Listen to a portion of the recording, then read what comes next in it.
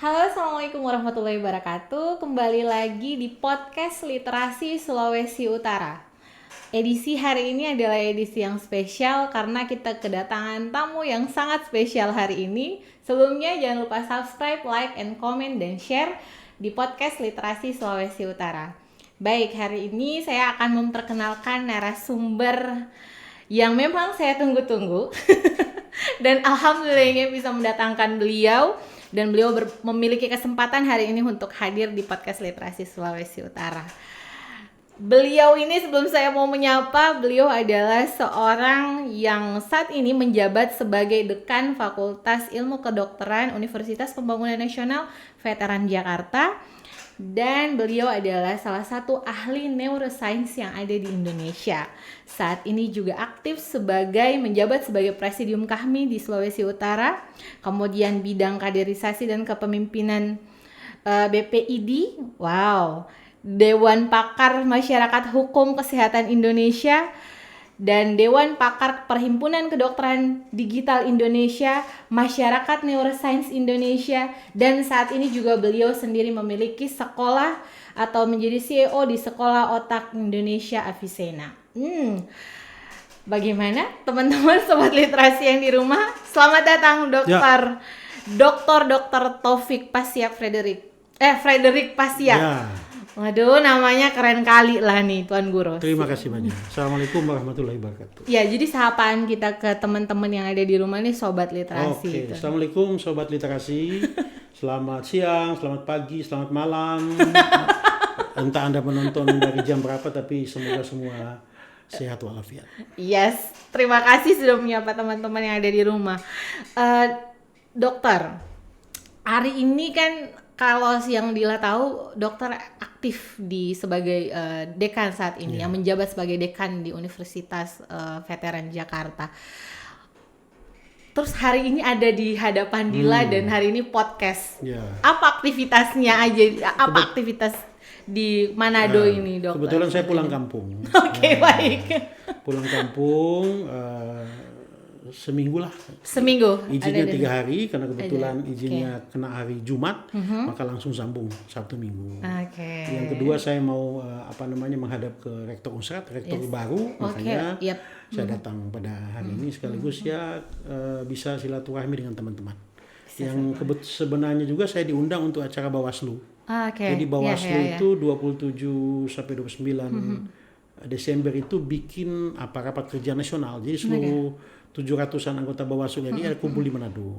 Saya kan anggota ini TPD, Tim Pendamping Daerah. Jadi DKPP itu yang kalau ada berselisih soal pemilu, Bawaslu KPU itu DKPP kan. Kalau daerah namanya TPD. Kebetulan saya adalah anggota TPD untuk Sulawesi Utara. Wow. Luar biasa. Menarik jabatan-jabatannya untuk kita kulik sebentar. Ini tidak main-main yang kita hadirkan ke sini Sobat Literasi terkait dengan judul kita hari ini, dokter. Literasi buku dan optimalisasi kesehatan otak. Tentu ini berkaitan sangat erat dengan bidang ilmu yang dokter ilhami sampai saat ini. Sobat Literasi juga di rumah harus tahu bahwa beliau ini kenapa saya agak kikuk sedikit karena sebenarnya beliau ini adalah guru saya. Guru dalam perjalanan hidup kami saya dan juga pasangan hidup saya, Cailah. Baik, Tuan Guru, dokter.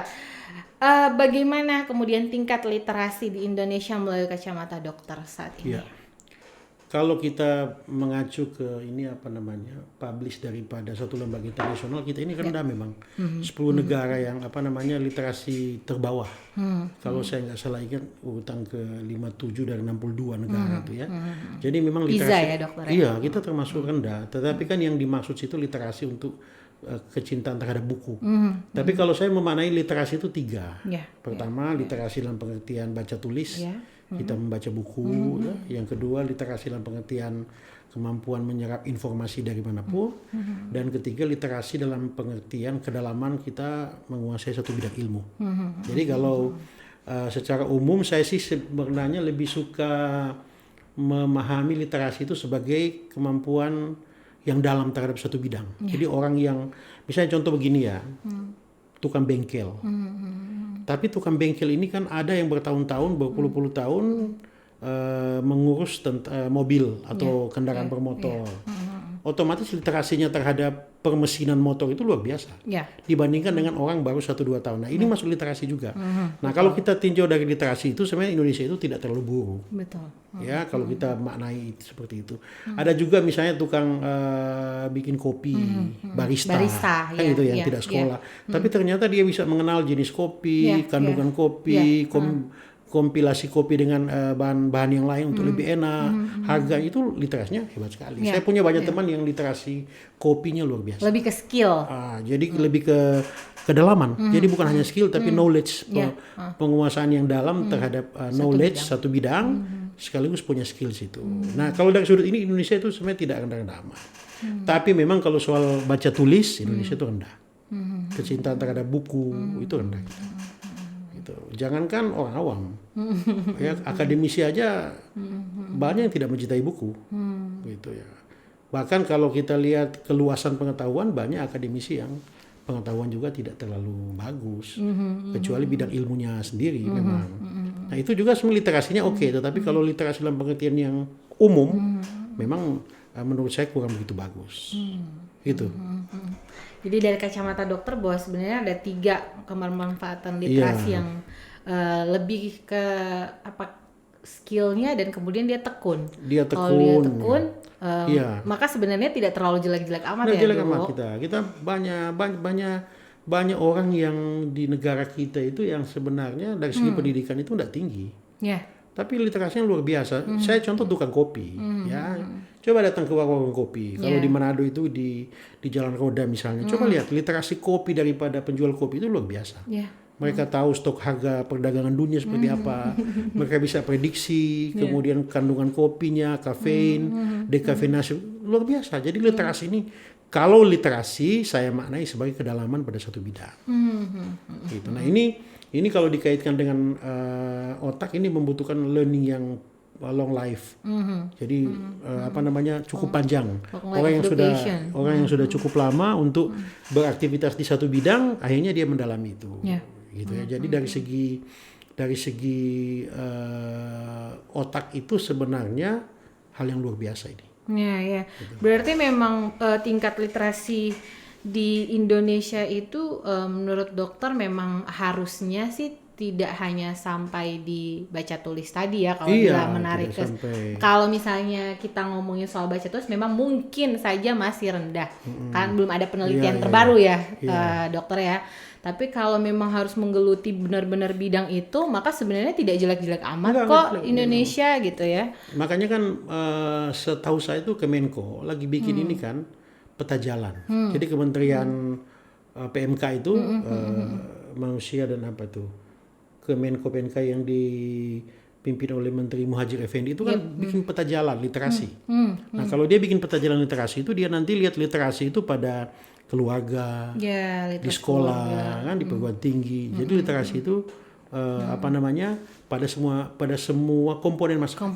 Nah, tergantung sekarang apakah kemudian itu di peta jalan itu betul-betul jalan atau sekedar peta yang dia tidak tahu, hanya sekedar petunjuk tapi harus implementasi di lapangan.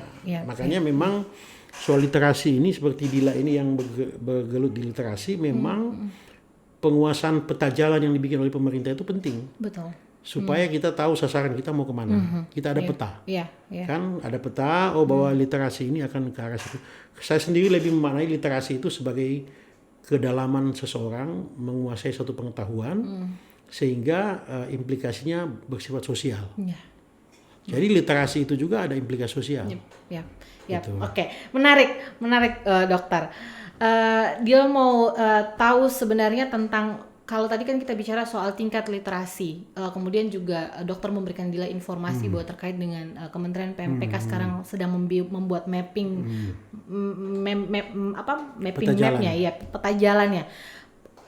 Kalau misalnya kita bicara soal neuroscience, optimalisasi literasi terhadap otak itu seperti apa? Iya, kan pengaruhnya.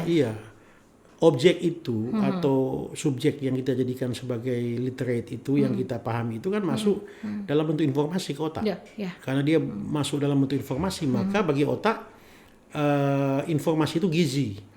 Jadi otak itu kan punya dua sumber gizi. Gizi yang pertama itu gizi makanan, dan kedua informasi. Sehingga orang yang makin dalam pengetahuannya, makin luar biasa itu, maka dia akan memberi informasi makin tajam. Karena saya kasih contoh begini ya, orang mengupas bawang. Kalau dia mengupas bawang, kulit terluar itu kan kulit pertama, lapisan pertama, itu pengetahuannya belum dalam.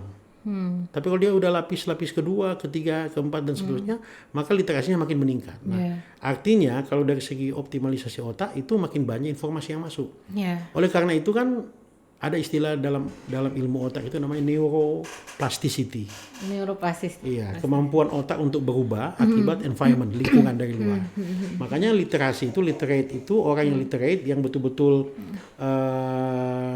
literate dan mengalami proses yang luar biasa dalam satu bidang ilmu atau satu bidang pengetahuan, itu akan mengendap menjadi kebiasaan, habit. Jadi begitu dia berulang-ulang itu kan jadi skill. Setelah skill itu dia ulang-ulang jadi habit.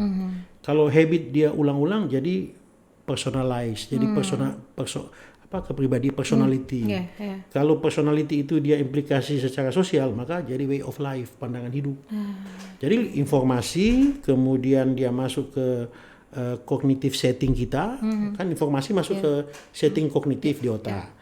Cognitive setting dia berubah menjadi mental setting, setting mental kita, pandangan hidup dan sebagainya. Lalu terakhir dia jadi kepribadian. Jadi sebenarnya literasi itu bisa membentuk kepribadian orang.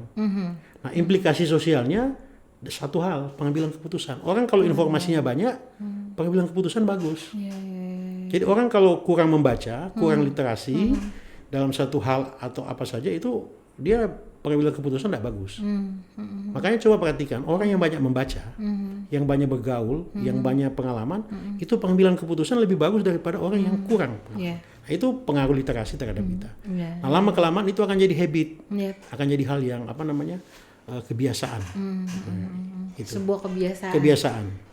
Ya, berarti memang sangat berpengaruh ya terhadap optimalisasi otak, bicara soal literasi, karena dengan membaca, benar banget Dok, karena pengalaman Dila juga demikian. Jadi kalau misalnya dulu itu berpikirnya bahwa membuka sekolah buat anak-anak yang kurang mampu ini adalah sebuah pertama itu adalah ketertarikan saja, lama-lama ternyata membentuk kepribadian kan. Membentuk kepribadian dan ternyata merasa bahwa ternyata benar, ini adalah sebuah jalan yang dan benar sekali. Jadi pandangan hidup. Jadi pandangan hidup. Way of life. Yes, dan itu menjadi betul. Menjadi itu bermula dari literasi. Makanya usahakan kalau kita bicara literasi, informasi sebanyak mungkin. Tapi ada problem. Kalau dulu kita informasi kurang, sekarang kita overload. Iya, tsunami informasi. Oleh karena itu ilmu yang dibutuhkan sekarang adalah menyeleksi informasi. Kalau dulu adalah mengail informasi, tambang, sekarang kita adalah kemampuan menyeleksi informasi. Sehingga hoax itu bisa kita bedakan. Ini fake, ini hoax, ini yang true, ini yang hal-hal yang tidak benar, kita tahu. Jadi literasi sekarang untuk anak-anak yang baru itu atau orang yang sudah lama, literasi itu salah satunya adalah skill dalam hal memilah informasi. Saring dulu sebelum sharing gitu ya. Memilih dan memilah informasi. Kalau dulu kan orang mulutmu harimaumu, kalau sekarang kan jarimu. Itu dibalik kata digital itu kan dari kata digit itu jari. Iya. Digit itu artinya jari. 5, kita kan punya 5 digit, 5 jari. Makanya sudah berubah dari lidah ke digit, ke jari. Dari tang, lidah ke digital, jari jemari. Tapi kan semua di bawah kendali otak manusia. Baik lidah maupun ini.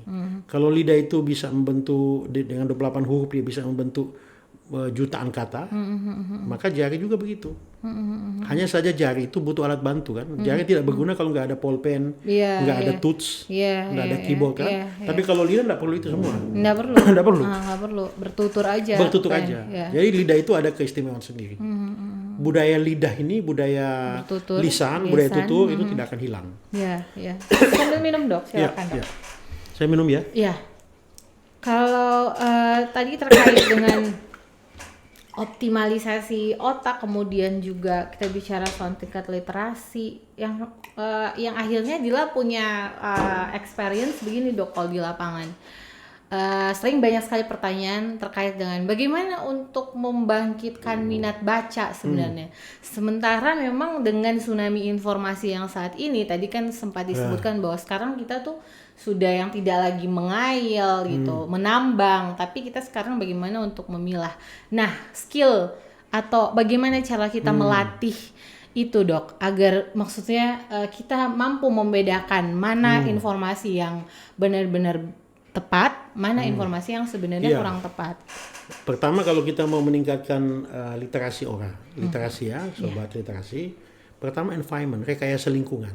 Oke, bagaimana mengadakan buku, ya, menyiapkan fasilitas, kemudian menyiapkan sumber-sumber informasi yang kaya.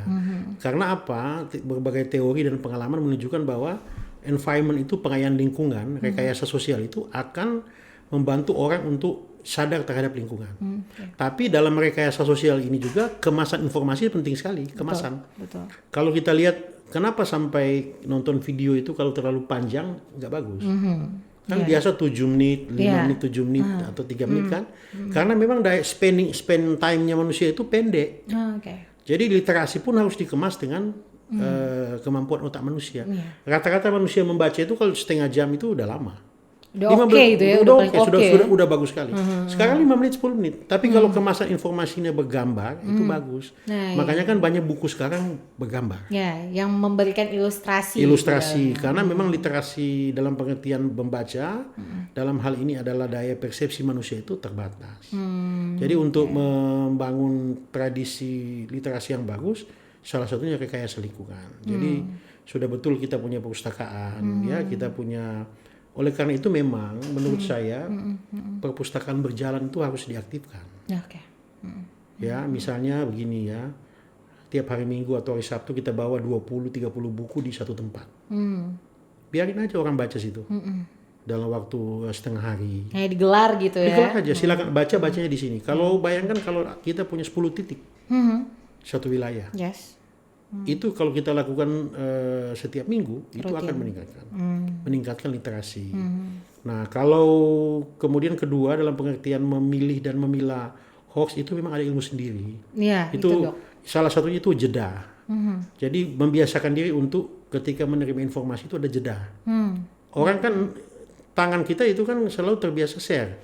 Begitu dapat informasi ada dorongan kita yang ingin menjadi orang pertama yang men-share informasi. Jadi hero gitu. Iya, kita itu manusia begitu semua. Nah, kalau kita mendapat informasi kita harus ambil jeda dulu. Biasakan diri untuk jeda. Setidaknya 5 sampai 10 menit jeda informasi diterima, kita jeda 5 sampai 10 menit lalu kemudian kita share. Kalau perlu di-share.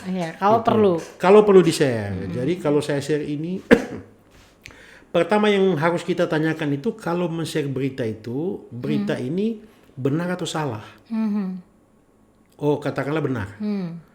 Pertanyaan kedua, walaupun benar, manfaat nggak saya share? Kalau benar, lalu nggak ada manfaat, nggak usah di-share. Jadi pertanyaan pertama itu adalah benar atau tidak berita ini. Oh, berita ini ternyata salah. Kalau salah, nggak usah kita share. Kalau benar pun kita masih bertanya, ada manfaat nggak ini kalau saya share?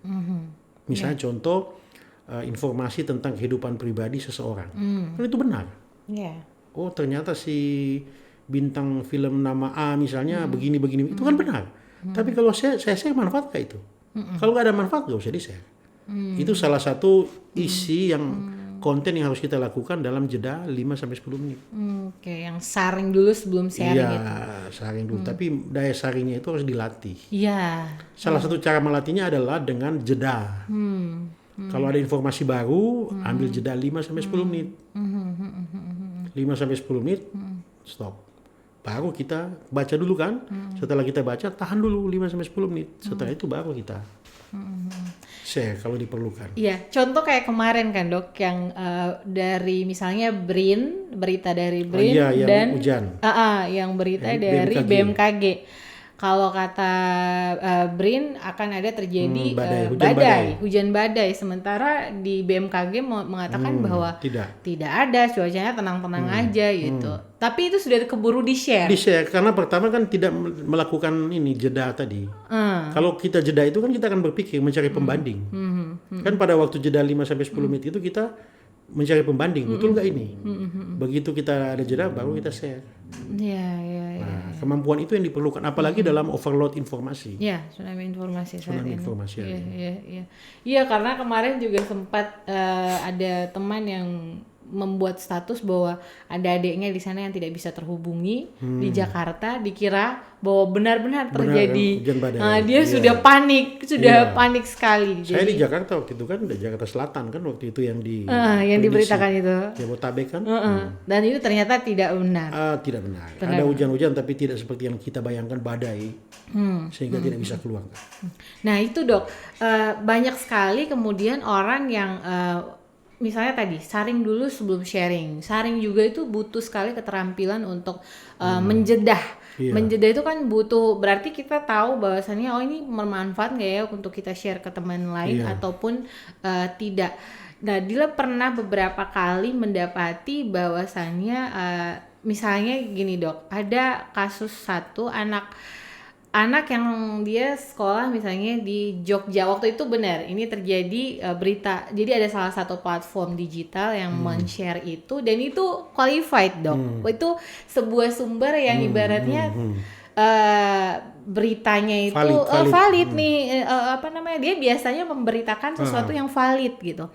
Nah, ketika pada saat itu ternyata tidak seperti itu beritanya. Misalnya ada penculikan di sini dan dia langsung seorang ibu pasti panik dong.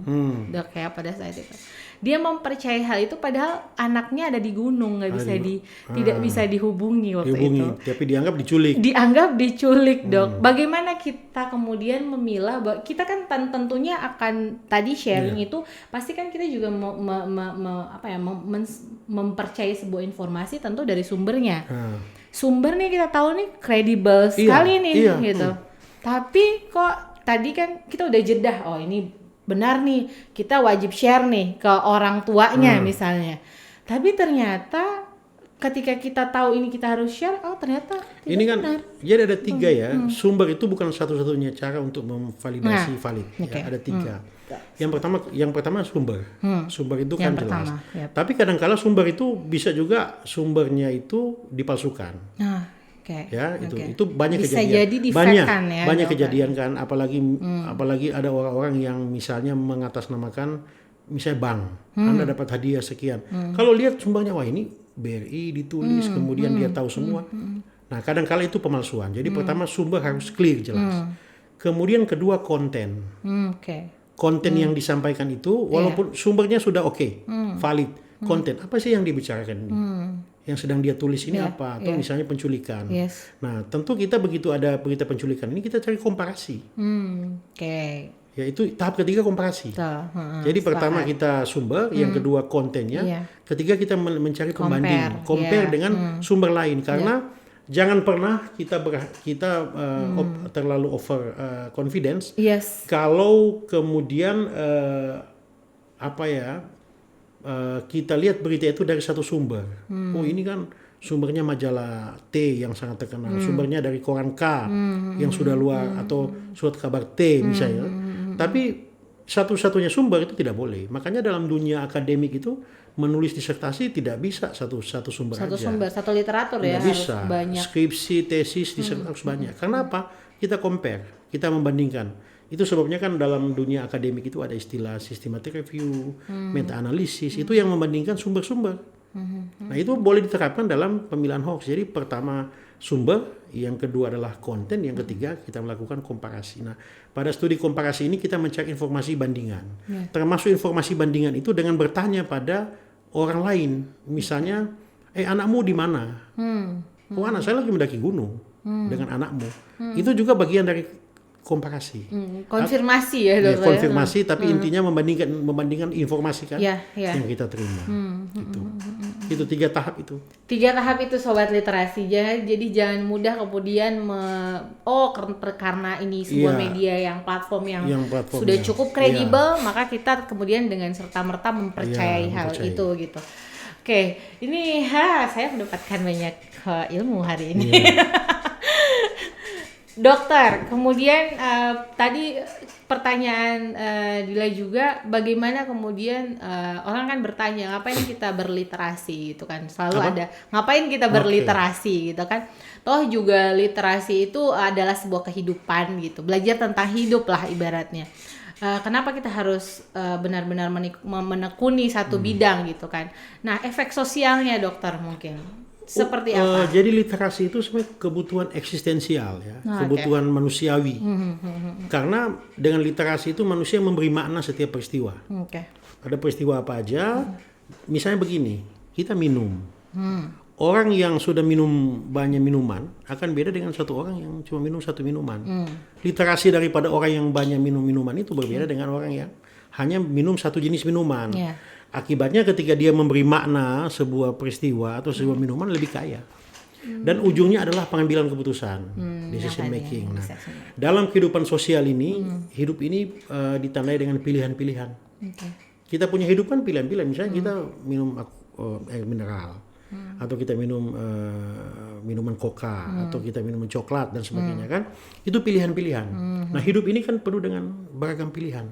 Nah, kemampuan kita literasi yang bagus akan memudahkan kita untuk menentukan pilihan-pilihan dalam hidup. Itu implikasi sosialnya. Jadi karena kalau orang nggak bisa melakukan pilihan-pilihan dalam hidup, maka orang itu akan mengalami problem dalam hubungan-hubungan sosial. Anda bayangkan kalau orang itu kemudian kita ambil contoh politik ya, kita ambil contoh yang ekstrim politik. Kita punya banyak partai. Nah, Dekat-dekat nih dok. Iya, orang yang literasinya bagus itu tidak akan memilih semua partai, tidak akan mengumpul semua partai. Dia akan memilih satu partai yang menurut perhitungan dia bagus. Tapi orang yang minim literasi akan terbuai dengan banyak. Akan terbuai dengan banyak, ini banyak partai dan cenderung untuk memilih lebih dari satu. Karena minim literasi. Akibatnya dalam pengambilan keputusan untuk pencoblosan, dia tidak memiliki satu kesadaran politik. Karena dia memilih bukan berdasarkan literasi yang bagus. Itu kan implikasi politiknya luar biasa. Jadi orang itu harus memiliki literasi yang bagus terhadap sesuatu, lalu dia membuat keputusan, dia memilih, dan pilihan itu akan memiliki implikasi sosial. Misalnya yang lain, kenapa kita makan pisang goreng bukan makan kue lapis?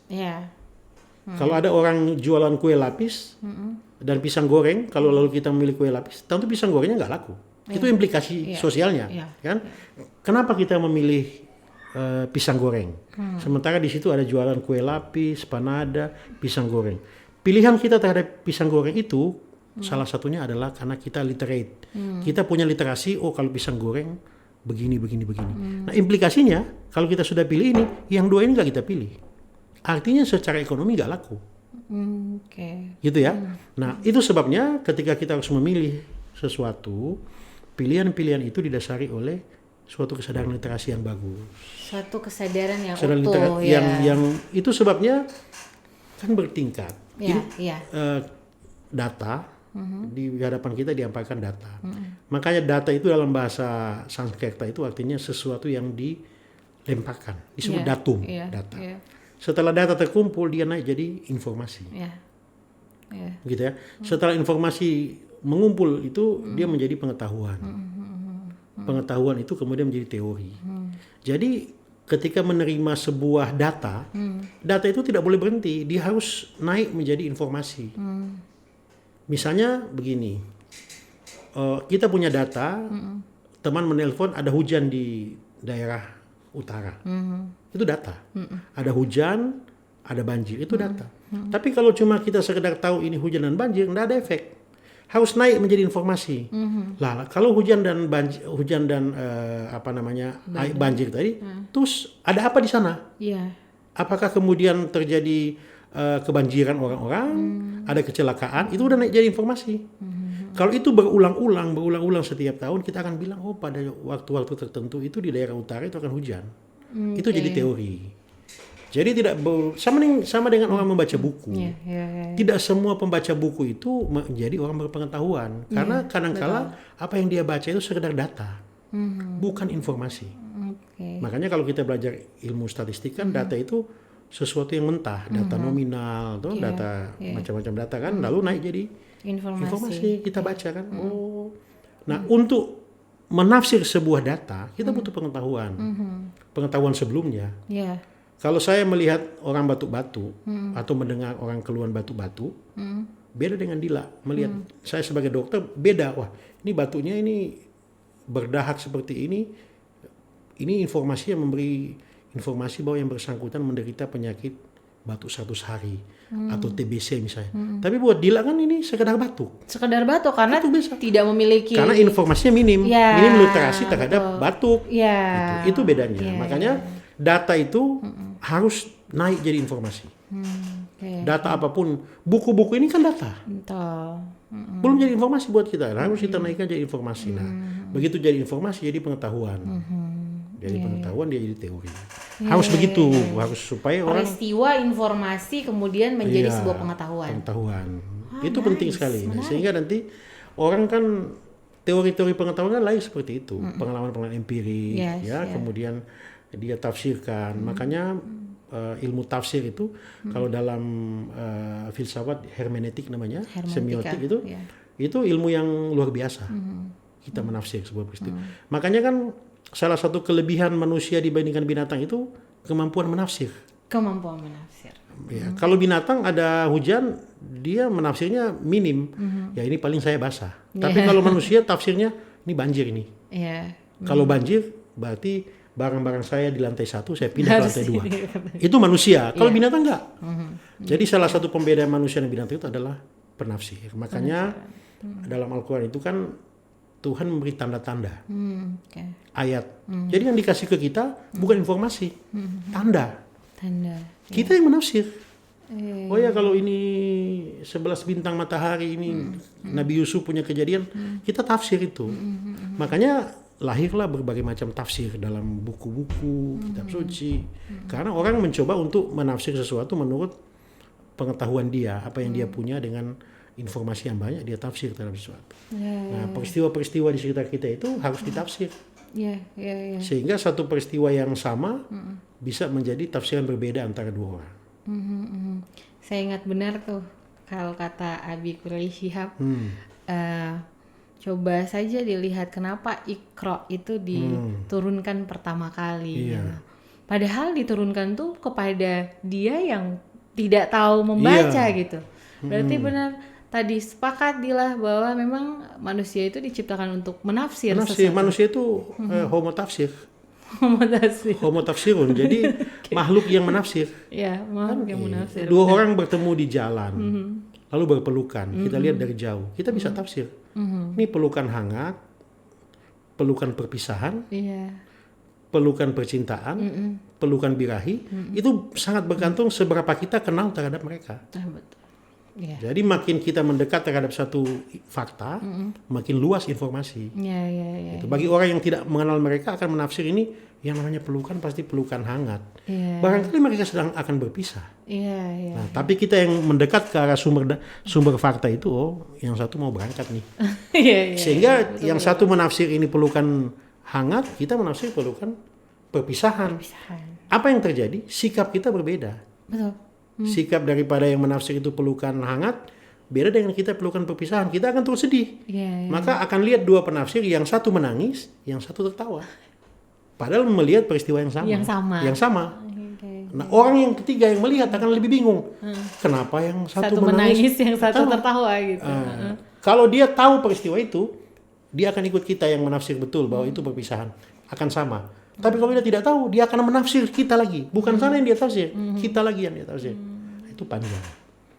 Nah, itulah sebabnya gunanya orang belajar tentang data mining. Dalam ilmu data, dalam sains data itu data mining, tambang data. Dan begitu data ditambang, kita menafsir. Sama dengan kita ambil bahan tambang, kita olah. Setelah itu kita olah, kita tahu ini emas atau perak atau tembaga. Nah gitu. Jadi literasi itu pada akhirnya adalah kemampuan menafsir. pada akhirnya adalah sebuah kemampuan menafsir. Iya. Pada level yang tertinggi, pada level yang terendah, literasi itu adalah kedalaman kita menguasai satu pengetahuan. Pada level tertinggi literasi itu adalah menafsir. Kalau kata Ki Hajar Dewantara, menjadi pembelajar seumur hidup. Nah, iya, kita menafsir. Jadi kita hidup dalam dunia tafsir menafsir. Tafsir menafsir, baiklah. Sip. Menarik sekali. Dan yang Dila penasaran juga Tuan Guru. Ada bedanya nggak sih otak orang yang kemudian dikategorikan sebagai seorang yang literat sama otak orang yang masih belum mumpuni? Jadi ada satu penelitian yang dilakukan oleh seorang ahli otak, namanya Marian Diamond, ya, udah meninggal ya. Dia kandidat Nobel tapi nggak dapat. Dia meneliti tikus yang dimasukkan dalam kandang yang penuh mainan dan tikus yang dimasukkan dalam kandang yang tidak ada mainan. Setelah beberapa waktu dipotonglah otak tikusnya. Tikus yang di kandang banyak mainan otaknya lebih padat, lebih berat. Dibandingkan dengan tikus yang nah apa yang membuat padat sehingga lebih berat itu sel-sel saraf makin banyak. Jadi orang yang literate itu yang maksimal literasi, lawannya kan minim literasi kan, maksimal literasi itu otaknya itu lebih padat.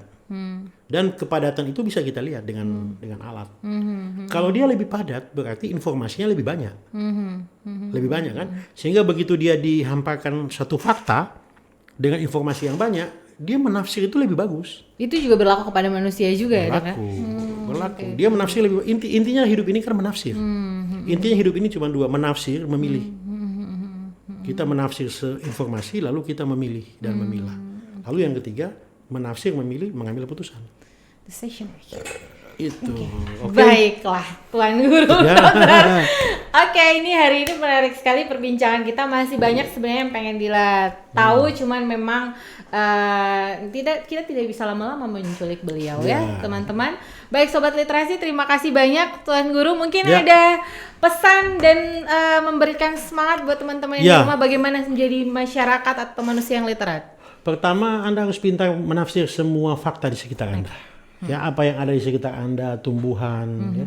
Contoh tumbuhan. Selama ini kan tumbuhan hanya visual kita lihat. Pernahkah Anda mencium tumbuhan? Baunya seperti apa? Pernah, Dokter. Iya, itu harus untuk menaikkan literasi kita terhadap tumbuhan atau yang di sekitar kita. Jangan hanya dengan melihat. Ya. Kita bisa mendengar. Tumbuhan itu kan, daun itu kalau kita pagi-pagi itu ada suara. Tapi kan nggak pernah kita lakukan. Nah, salah satu cara untuk meningkatkan literasi itu adalah mengoptimalkan panca indera. Memoptimalkan panca indera. Itu highlight-nya tuh, memoptimalkan panca indera. That's good. Thank you so much. Tapi teman-teman Sobat Literasi jangan lupa nih, Dokter bisa pesan di mana ini buku Iman dalam Otak Manusia? Ini coba nanti lihat di Instagram Anda itu nanti di penerbitnya mengirim ke saya ini. Nanti di Instagram saya Taufik Pasiak itu ada buku itu. Ada buku ini. Buku terbaru yang saya tulis di akhir tahun 2022. Menutup tahun. Ini buku yang sudah keberapa, Dokter? Ini ke-17. Ini karya beliau yang ke-17 dan karena saya juga belum dapat, jadi saya juga harus order kayaknya ini. Baik, terima kasih Tuan Guru, terima kasih Dokter. Terima kasih banyak. Terima kasih atas kedatangannya, kesempatannya berbagi pengetahuan dan berbagi informasi di podcast Literasi Sulawesi Utara. Sekali lagi terima kasih Dokter, sehat selalu, salam buat keluarga. Terima kasih banyak. Sobat Literasi jangan lupa untuk subscribe, like, komen dan share karena pasti ini bermanfaat. Dan terima kasih banyak sudah menonton, semoga ini selalu memberikan inspirasi buat teman-teman yang ada di rumah. Sampai jumpa Sobat Literasi, salam literasi.